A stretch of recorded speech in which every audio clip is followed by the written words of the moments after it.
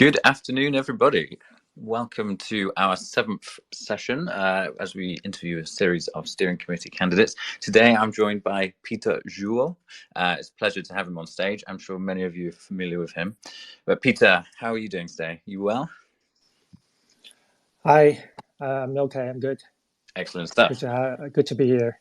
Yeah, great to have a chance to speak. Okay, well, we'll kick things off with a nice introductory question then. So, Peter, could you tell us a little bit about yourself, a bit of background, and a bit of your professional development for the listeners today? Okay. Hi guys. I'm Peter Zhou. I'm the VeChain's Chief Scientist. I think I joined VeChain in 2017, and I have been serving as the Chief Scientist since then. I think now I'm leading the blockchain core dev team as well as the internal research team. Before joining VeChain, I think I was a scientific researcher in universities, mainly in the areas of computer vision and artificial intelligence, for more than 10 years. That's all about me and a little bit of background. Nice, yeah, extensive history in computing. Great stuff. So when was it that you first encountered blockchain? What kind of captured your attention about it? Well, I think I first learned about blockchain when I met actually VeChain co-founder Sunny and Jay in early 2016. So they introduced the blockchain, which is Bitcoin, Ethereum to me. Then I started, to get interested in blockchain. I think it's mainly the technologies behind the blockchain, the Bitcoin and Ethereum that attracted me. I think I was also amazed by the power of decentralization. Yeah, very cool. I mean, obviously, you touched on, you had an encounter with Sunny and Jay. What was it about VeChain that kind of captured your attention, from their conversations? I think we had a few follow-up conversations with, we talked about blockchain and Sunny introduced VeChain to me. Talk about ideas of this project, and I was kind of like very fortunate, got an invitation from Sunny and Jay to join VeChain at this early stage in 2017. I think what most inspired me about VeChain is its ambition to tackle real-world problems. For example, from the traceability and privacy problem in the supply chain industry to different issues, for example, related to sustainability. I think the ambition has been there since the very beginning. It hasn't been changed. I think that's mostly inspired me. Yeah. And pushed me to stay and in VeChain. Yeah, amazing stuff. And it's only grown since then, right? I mean, the scope has just continued expanding, which is fantastic. Cool. Well, obviously you've touched on your computer science background. How has that lent to you working within the blockchain space? Is it quite translatable, or how have you found the transition from computer science to blockchain? I think it's at the beginning it's quite challenging because blockchain is a very new topic to me. There's a lot of new technologies for me to learn. But eventually, my computer science background helped me a lot to understand technologies, to quickly master the theory as well as the technologies. And also the hands-on, like a coding experience, programming experience also helped me a lot to learn, build a blockchain and its related technologies, tools. I can imagine. Yeah, that's quite fortunate, I suppose, to have that background in the first place. So what would you say then your favorite application areas of blockchain are? What kind of personally interests you, in terms of use case?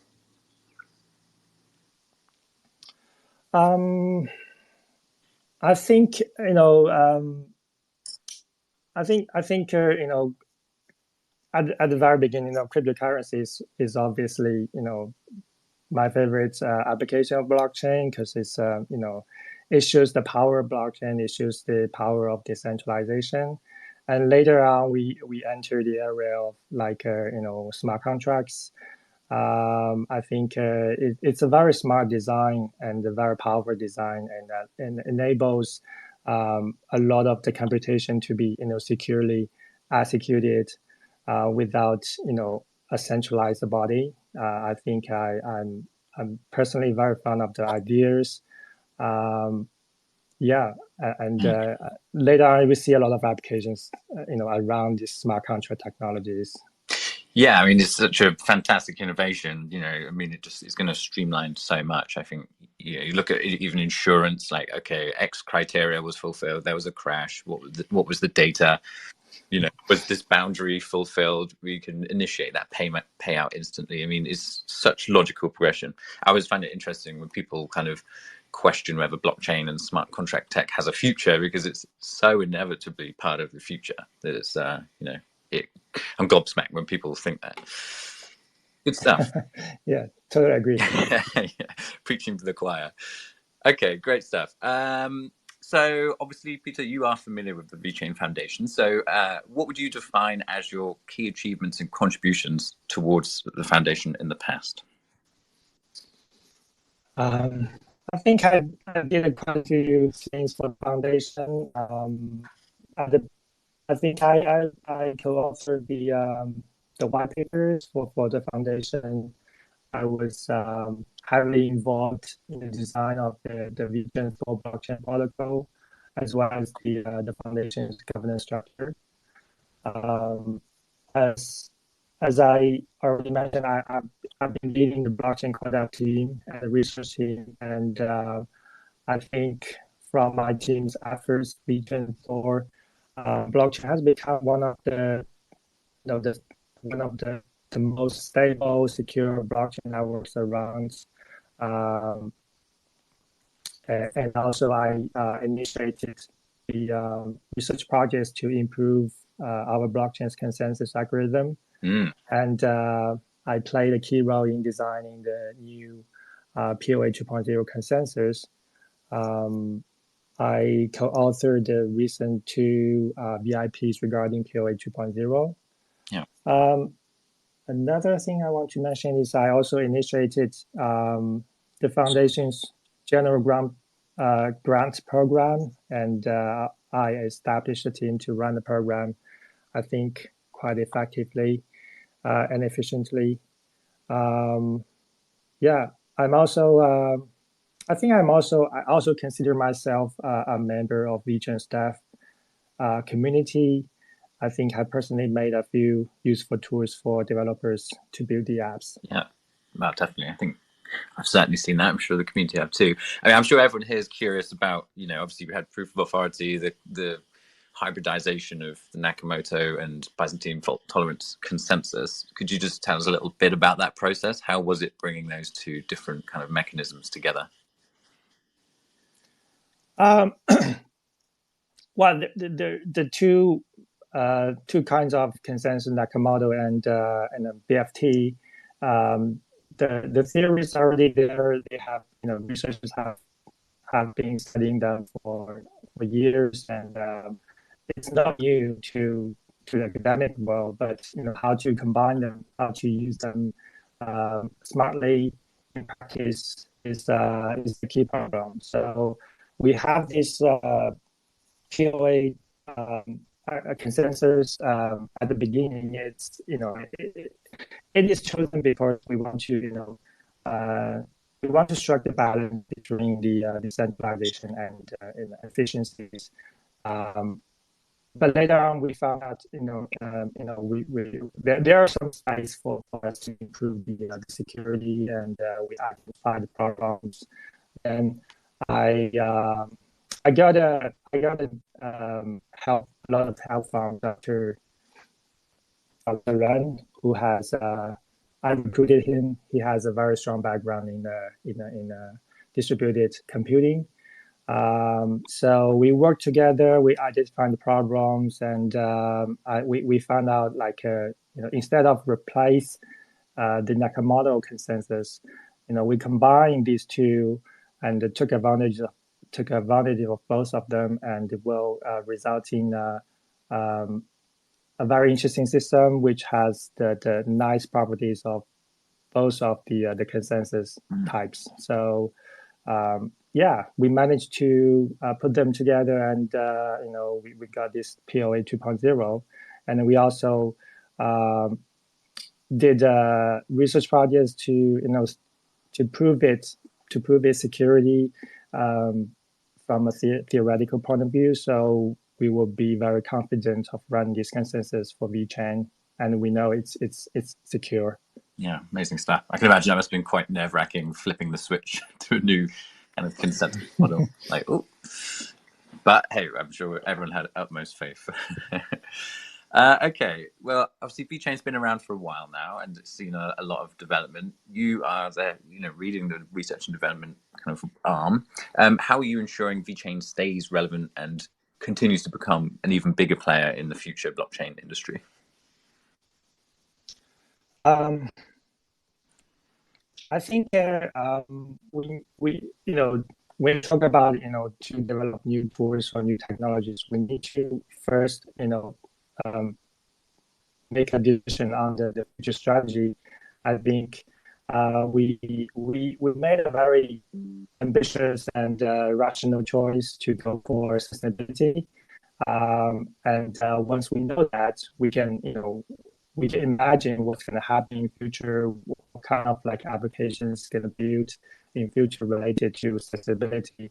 And then we know what kind of technologies we need to build. We need to, once you know that, you can go for that directions. And I think we have a very experienced team. Also, we have a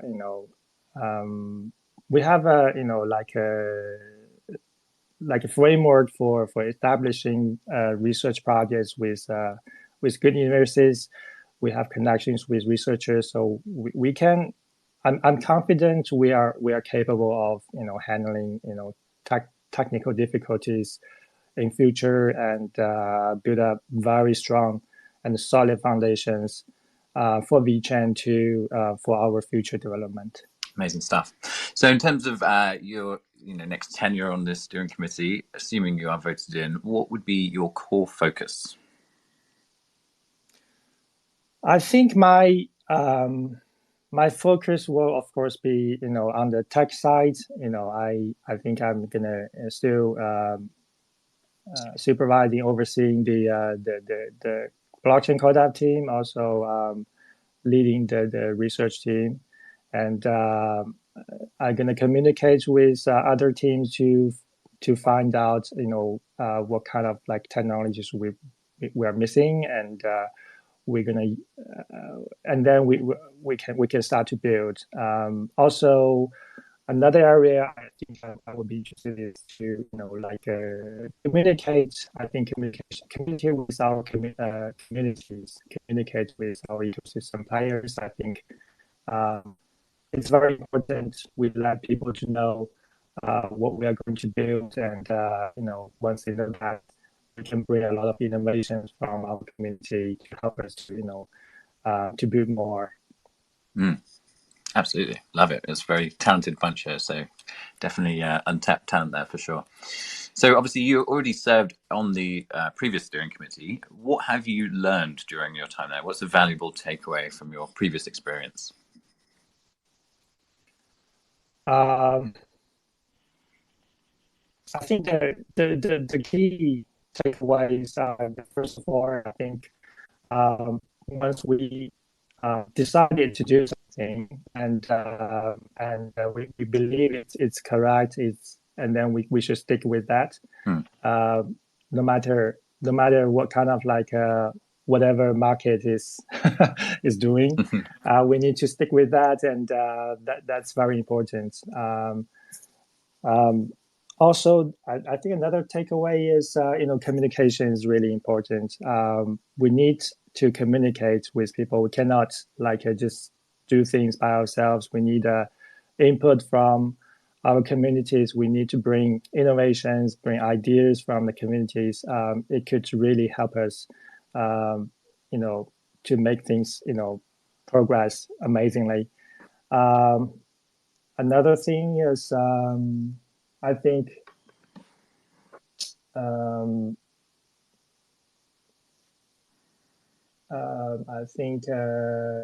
also, another good takeaway for me is, for me to build up the experience, like leading the team, leading the core team. We are working a lot of time. We are working, distributedly. It's not always in the office, and we it's kind of like we learn to work together to build up good stuff remotely, and it really helped me to build to grow these kind of like skills and both in management and development. Amazing stuff. I mean, that kind of leads into my next question, but that was just about how you would apply those learnings moving forward. But it sounds like some valuable insights have been gained, especially as we're all kind of working decentralizedly, which is it's amazing. But yeah, communication is so important when you are all kind of apart. Fantastic stuff. Okay, so assuming all goes well, then during your next tenure, where do you want to see VeChain's technologies in the next 3 to 5 years, and how is your role in the steering committee enabling that?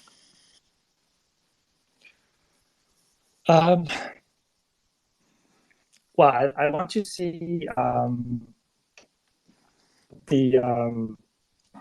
course, my VeChain technologies to be used to build applications that, as I said, deal with real world problems such as sustainability. I'm hoping to see these applications are used by millions of users every day, and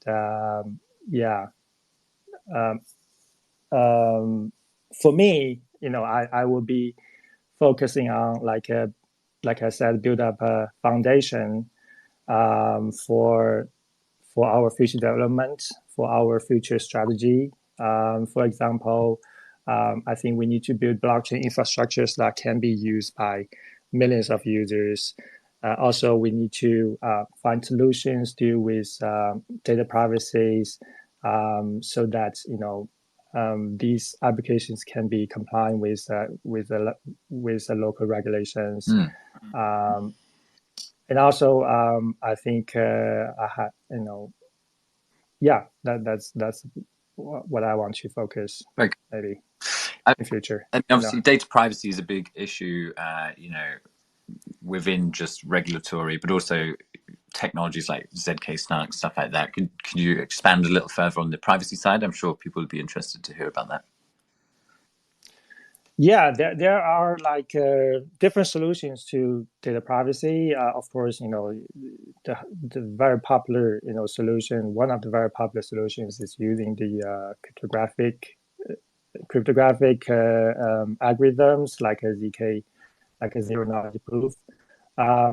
But also we can also use the hardwares to deal with the problems. I think we are looking for solutions that is fit for us, and efficient and effective for our applications.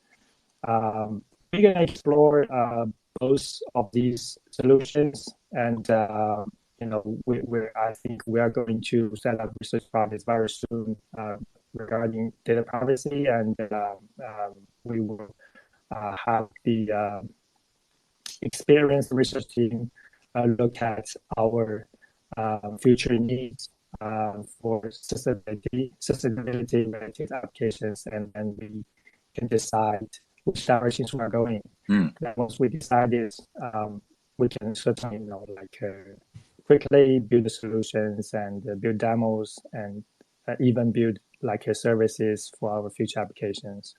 Nice. I guess modularity is quite a good approach, right? Just having the tools that can be replicated for different use cases quite readily. That's important for adoption.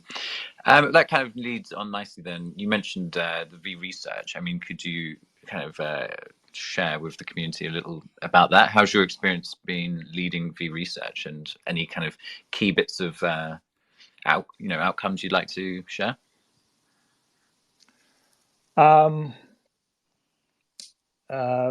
Well, the previous research, the biggest outcome is the new it's the POA 2.0 consensus. But besides that, we worked with Oxford University.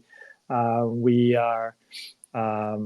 built our previous research work. We built a framework for evaluating different consensus algorithms, and the framework has proved that the effectiveness of the POA consensus and increase our confidence of using this consensus, and we're now also we keep working with the Oxford Universities, and now the topic is to tokenomics and incentive schemes. We're trying to build mathematical model to try to improve our to find a better solutions, to improve the current solutions. That's also, we are now working with Hong Kong University of Science and Technology. We're working with the crypto fintech lab there. We have a bunch of students and academic staffs that are very interested in the blockchain. That they are trying to bring students' innovative ideas into projects, and we're going to support these. We're going to support their activities, and we try to identify ideas with great potentials that we're trying to bring them to our ecosystem in future. Okay. Also, we are working with National University of Singapore, and we have the well-known, the world well-known figure there, and he is Constantine. He is a Nobel laureate. He has expertise in sustainability related research, and we're trying to bring this research into productions and making new applications. That's very exciting. I think I remember Sunny posting about him. He was involved with some graphene research, wasn't it, for carbon capture storage, which is a fascinating topic. It's amazing.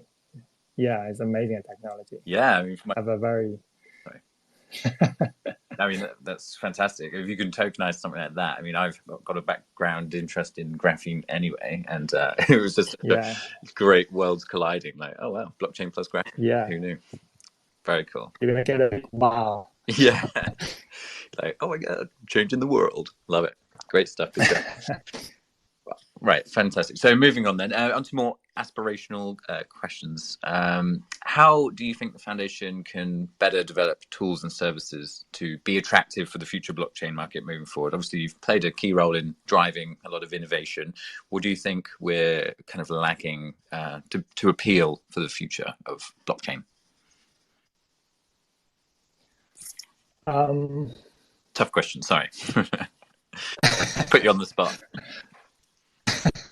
I think we can certainly do a lot of things to, I think communication is very important. We first need to know, what kind of tools are missing for our developers, for our ecosystem, also. And then I think we now have a very strong team in Europe. They are trying to fill in the gap. They are trying to build new wallets. They are going to build the dev tools for developers. I think very soon you will see this new stuff coming out, and it will be much easier for developers to work on VeChain. Also, we have this new strategy for going for sustainability. And later on, I think I believe we're going to identify, some key areas where, there are applications there. So we're going to communicate these to the communities clearly. And I think, we can work together to bring new ideas, new innovations, and, together build new applications. Great stuff. Yeah.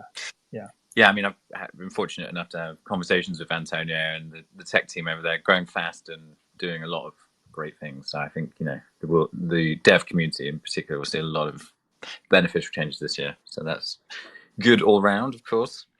So in terms of sustainability then, Peter, what do you see the most kind of immediately promising areas of application for blockchain?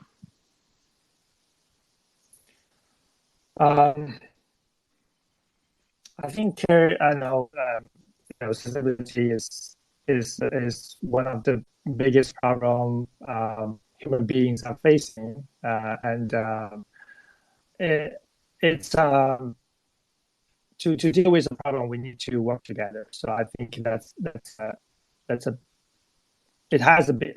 I cannot see like what kind of like applications will be in future.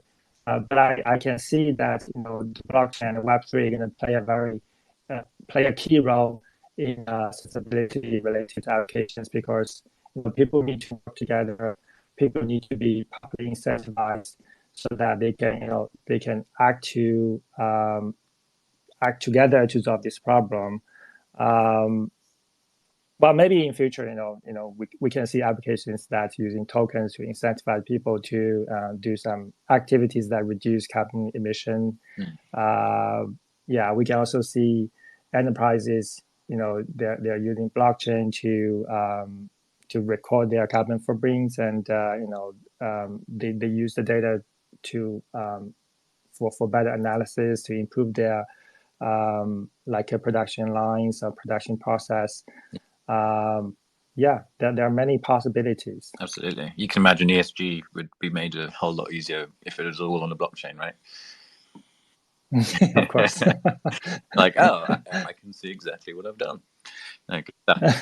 So, and then I guess more broad with a similar line of questioning, how integral do you see the role of kind of the future role of digital assets, and blockchain for the future economy? I mean, are you a proponent of ubiquitous kind of tokenization, or how disruptive do you see this technology being?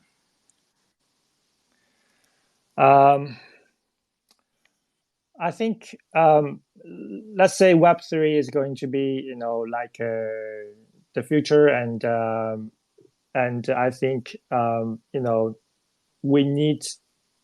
I think we should generalize our definition of like assets instead of like tokens or NFTs. Any data on blockchain that with ownership and with it can be transferred. We can call it like assets. And once we brought this definition, we can see a lot of potentials of using blockchain to tackle real world problems. We can like any data on blockchain, once they have ownership, they can be used applications. They can be you can building logics inside that to operate that data and to generate values. That's a huge potential, I think. Yeah. But the tokens and NFTs is just the beginning. I think in future you will see many other types of digital assets. Oh, 100%. I agree. It's everything will be tokenized. Personally, or like you say, anything that can have ownership that may need to exchange ownership or have a unique ID for whatever reason. Even down to, I guess, like energy grid assets, a transformer or anything, I think it will be the backbone of the new world myself. But we're not here to talk about me, Peter. Sorry, moving on. I suppose actually my next question we've kind of touched on. I asked how how do you think the foundation can better support the community in the future? But I think you kind of touched on it. We've got new tools, better communication, and generally more two-way relationships, which have been building. I mean, is there anything else you'd like to add on top of that? I think the foundation now is running the grant program. I think it's kind of like a nice financial support for community-based projects, and I think in future maybe we can expand that, so that the community can have more supports from the foundation. If their projects align with the strategy of the foundation in future, I think we can do that. Also, I think the COVID has passed, and we can certainly have many more like offline activities. So we have like face-to-face communications with our community members, and through these better communications, our community, they know better about the foundation, about what we're doing, and also they can communicate ideas to us, and help us to bring more innovations. Absolutely, and vice versa. The more we can communicate about what's going on here, we can collaborate on ideas. Yeah. Great answer, Peter. Okay, so in terms of your experiences thus far with the foundation, what would you say your favorite experience has been? My favorite experience is looking at POA 2.0 being online, being live, and see the first block. I could imagine. Like watching the finality timer, like, yes. No, good stuff. I mean, I'm a bit of a layman when it comes to the finality mechanism. I'm sure people would be interested. Could you explain a little more about that? I mean, obviously it has a timer. Is that absolute, that kind of time length, or can that get quicker in the future? Does it really matter? I mean, some people have questioned the length of time to finality. Could you explain why time possibly is not relevant as a factor? Yeah, sure. So finality, I think finality means all the blockchain nodes in the it's a mechanism that guarantee once a certain block reach the finality criteria, it cannot be changed on any of the nodes, any of the honest nodes, right? So if you have more nodes in the network, it's kind of like you cannot have if you had a very quick finality, it means you need to make all these kind of nodes in the network to agree with that in a very short time. So technically, it's difficult. So the shorter, the quicker the finality, it's more difficult. Either you would have less nodes, decrease the decentralization, or the finality algorithm is not theoretically sound. So there gotta be some time lag for all these nodes to reach this consensus, reach the finality consensus.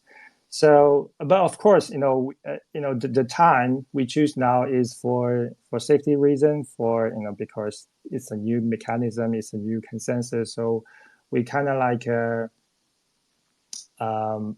we are not aggressive. So we choose some parameters. So make it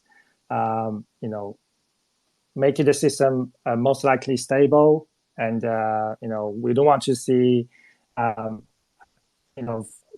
when the system running for some time, then we suddenly missed a lot of blocks because the finality cannot be reached. So we want to make sure we have continuously see blocks are finalized by the system. So that's why we choose these parameters, and the time lap is set as such for now. But in future, once we have the system running for a while, and after we monitoring the situation on the network, we can build up our confidence about this POA 2.0. Then we can maybe in future, if it's if it's needs, we can modify the parameters to make it quicker. But as I said, it cannot be very quick, like like a half second, something like that. It's theoretically not very possible. Yeah. Well, I mean, you are the expert, so I'd trust your word on that. I mean, yeah, that's a great answer. I mean, I was curious as well, so it's great to hear it from the horse's mouth. Yeah. And I mean, it makes sense, right? Better to be prudent than than to rush and potentially create issues, especially when you're tackling real world data, real world problems. Yeah. Another thing I want to add is, for now there are many definition of finalities in the market. So I've seen a lot of projects that claim they have the finality, but when I look at their white paper, look at their consensus design, they're actually not. According to if we are using the academic way of define finality in a very strict way, theoretically strict way, they're not having this property. So so I think a lot of people they're like misled by projects claiming they have finality, but actually from a theoretical point of view they don't have. But for VeChain, we did research, very strict research, and we do have theoretically proven finality for our system. Great. No, that's good. I mean, and that's what matters in terms of real world adoption, right? Companies aren't going to look at flashy infographics on Twitter. They're going to look at cold hard facts and go accordingly. So, better to be slow and steady, the scientific approach. Okay, Peter, thank you very much. So I got one final question here, and that was just about the V Research program. So is there anything people should know in terms of, from my experience, I've actually had someone reach out to me before, I think from one of London University, just curious whether they could be involved. Is it a program people can apply to, or, just for knowledge, people's general knowledge? I think there are two ways, people can get help from the foundation. The first way is to apply for the grant, the general grant program. So the program have two tracks. One track is for projects, community projects. The other track is for research.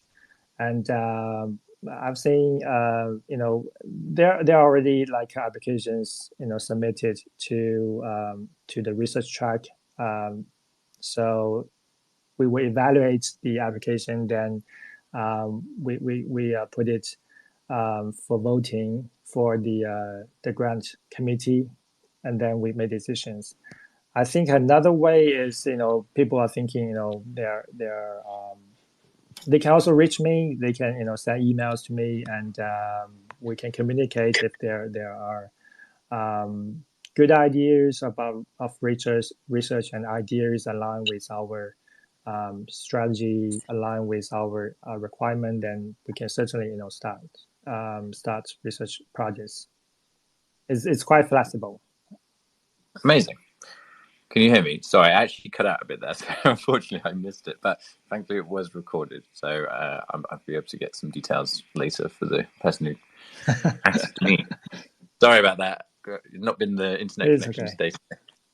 Cool. Well, Peter, I've got to the end of my question list, so first of all, let me thank you very much for your time, because I know you're a busy man, and that was fascinating to hear, from you firsthand, and myself being a long-time fan, being around VeChain since 2017. So great to speak to you face to face, and great session. I just want to put it out to the room now. If anyone has a question for Peter, we've got a little bit of time, so feel free to raise your hand and request the mic, and I'll be able to bring you up to the stage. But before that, I will put it to Peter. Peter, do you have any final comments for the room, or anything you'd like to share with anyone, any details? I just want to thank everybody in this room to come here and listen to me. And nice to talk to you guys. Love it, short and sweet. And obviously we'll be sharing these spaces onwards to kind of maximize everyone just having a chance to listen to Peter. So yeah, that's useful to know. We'll put that on Twitter soon and compile it. Brad, I see Brad has joined us. He has requested a speaker slot. Let me add Brad on the stage. Brad, good afternoon, my friend. How are you doing? Hey, you got to be easy on calling people up. There's always a time gap. I think you said hi. I'm gonna assume. Yeah. I did. Yeah, I did. I greeted you as we often do with a hello. I appreciate that. What's your question? What's your question for Peter today? Sure. And I don't know how big your queue is, but I actually have two, if you'll allow me. Peter, first of all, a pleasure to meet you. I've been a fan for a long time. Nice to meet you. Yeah.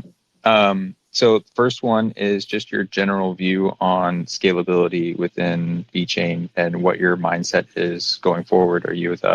I've seen L2s mentioned on the roadmap. Are you a particular fan of that approach on Ethereum, or are you thinking more sharding, as I've seen that be accomplished on a few different chains?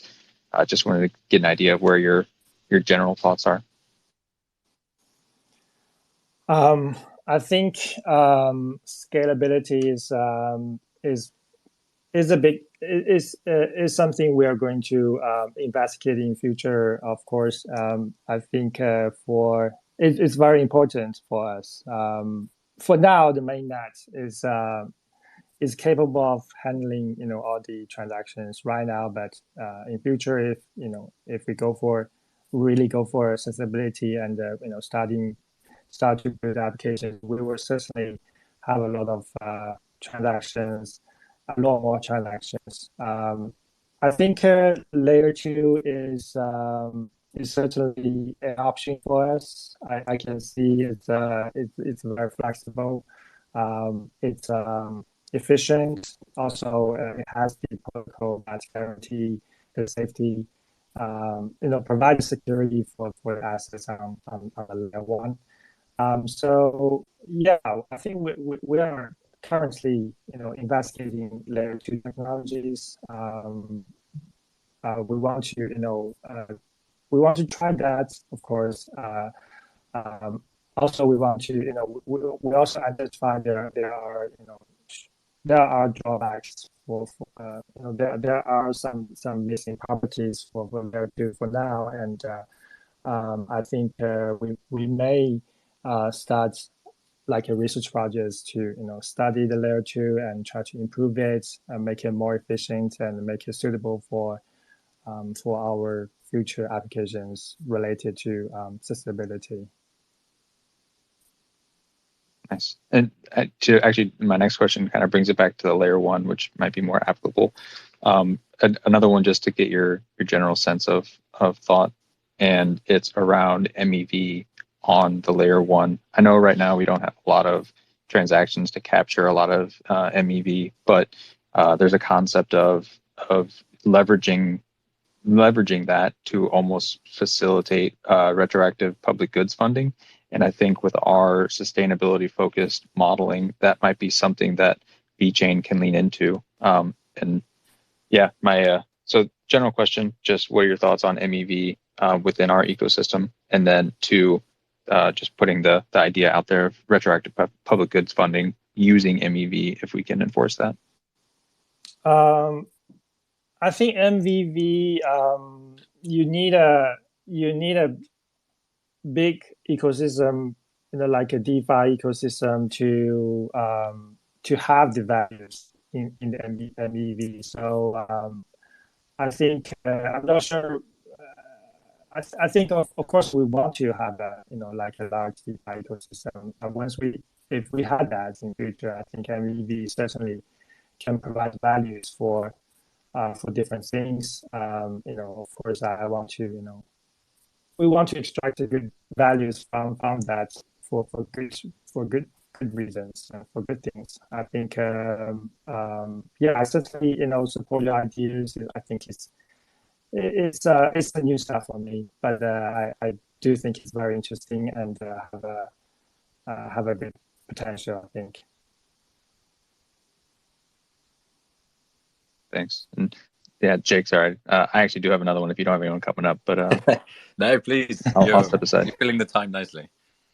Okay, so one other one. I know previously Sunny had mentioned like a DAO structure would be the focus or the future of VeChain. And this was me going by memory, and I think it was probably a year ago when he mentioned it. So I could be misremembering, but I do recall recently there was a GitHub push to the chain where the name of the variable for total nodes was max nodes or whatever to initial max nodes, and it was at 101.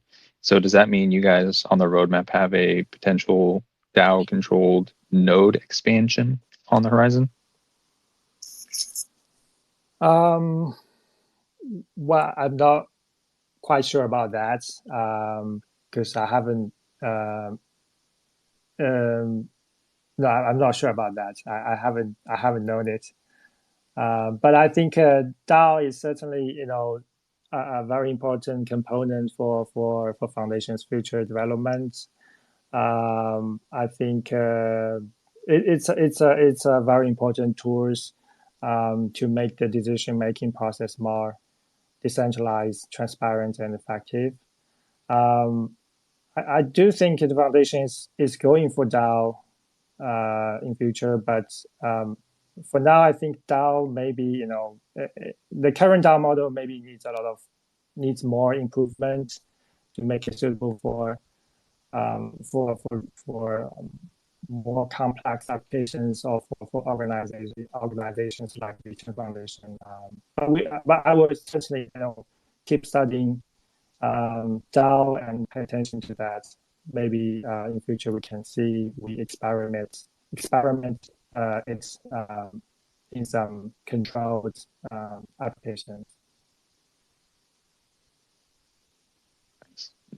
Jake, I'm so sorry. Yeah, if you have more people, I can go all day. I've actually. I can give you one more. We've actually got Jordan out who's just requested. So yeah, do your question. Right. We'll move to Jordan. Very last one. Okay. So because VeChain is a little earlier in our, I would say just overall development of our ecosystem, right? I'm curious. You've talked about learnings here. What are things that you have seen and learned from and are quite interested in from the remainder of the crypto ecosystem for any blockchain? Is there any developments out there that catches your eye? Well, there are many developments from other projects, especially Ethereum, that catches my eyes. I think especially Ethereum, we're like pay very close attention to their development. I have my core team members. They are kind of like reading every piece of new codes that is pushed to the Ethereum like GitHub. I think their designs are smart. The Ethereum 2.0, the total the design, the framework is very smart, and there are many things for us to learn. Also, for other projects, like there are many like cross-chain protocols. There are different designs.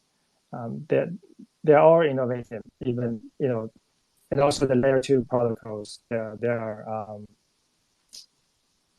kind of like the protocol design for the security of the assets on layer 1. I'm very fond of. There are many other things like DAO or other UI views, and I think we are looking at the projects. We're not just building by our own. We are like if there are any good ideas, we'll borrow the ideas to see whether it fits us, whether it can result in new tools or new applications. If we do find it, we'll try that. We'll certainly use that technology without any hesitation. I love it. That's it for me, Jake. Appreciate it. Great questions, Brad. Thank you very much. Jordan, I see you've requested to speak, so let me get you up on the stage, and you will be free to ask Peter your question shortly. Make sure you give him some time. He's in the portal. Oh, yeah. Sorry, I jumped the gun, did I? Jordan. Hey there. Thanks for allowing me to ask a question, and nice to meet you, Peter. Great job so far. So, Peter, what do you think are the most important factors for the successful future growth of VeChain, and how do you think we as a community can help meet these goals?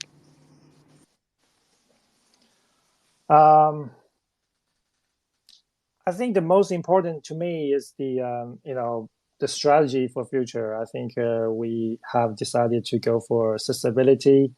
It's a very critical and important move for us. I think once we need to decide directions, we need to know what we are going to build in future. Then we can start to plan our work, plan our development work, plan our research work, plan the market, the business development work. I think for community, first of all, we need to align with our strategy with the community. As I said, communication is very important, and I think that the foundation needs to communicate well the ideas to our members, to the community, so that they understand that. Of course, for sustainability, I think for sustainability related applications, it's gonna be like a project that require multiple parties. It cannot be done only by VeChain. It certainly needs help from others. I think the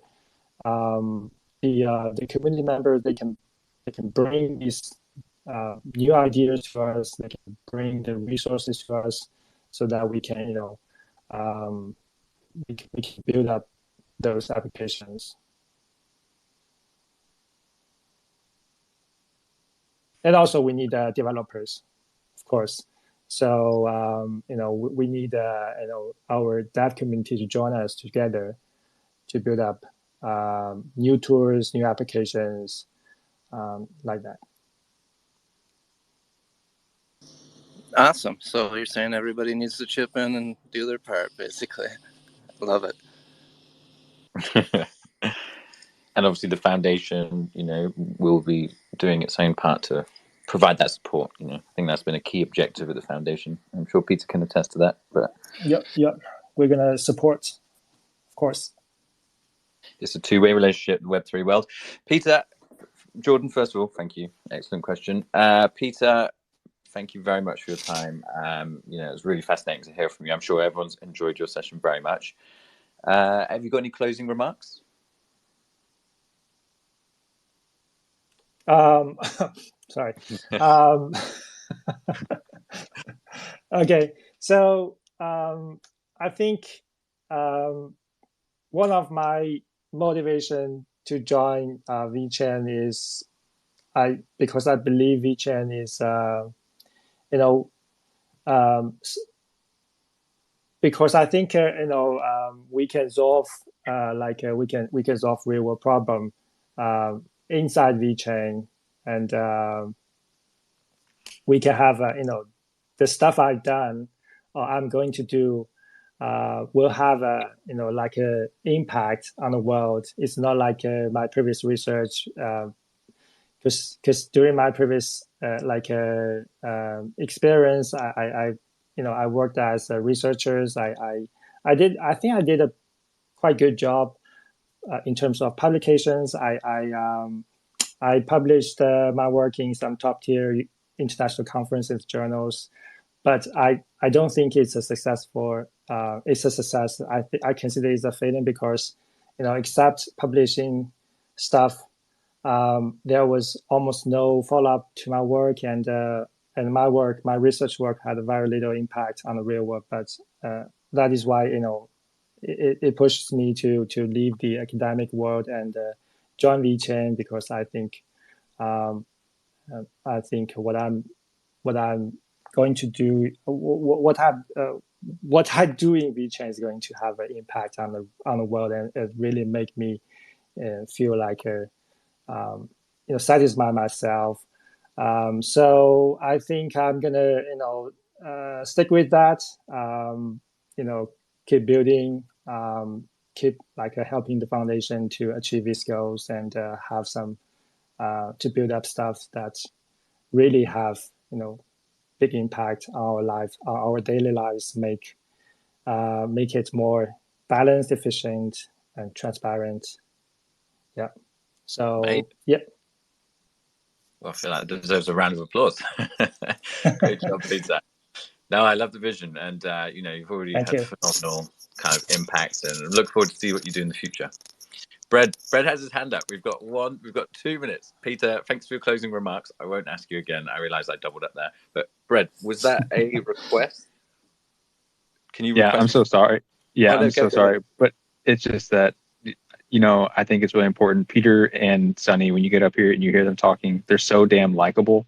Like, I think these moments are incredibly important for creating VeChain missionaries. And like, I'm going to talk about it more whenever I have my own steering committee AMA. But Peter, it's been a pleasure hearing from you, and like knowing you've been in the ecosystem and like, wanting to see what you've done in the back end and seeing this stuff, like that stuff's all well and good, but hearing you as a person and hearing Sunny as a person makes people want to do more stuff for the mission of VeChain. So seeing that you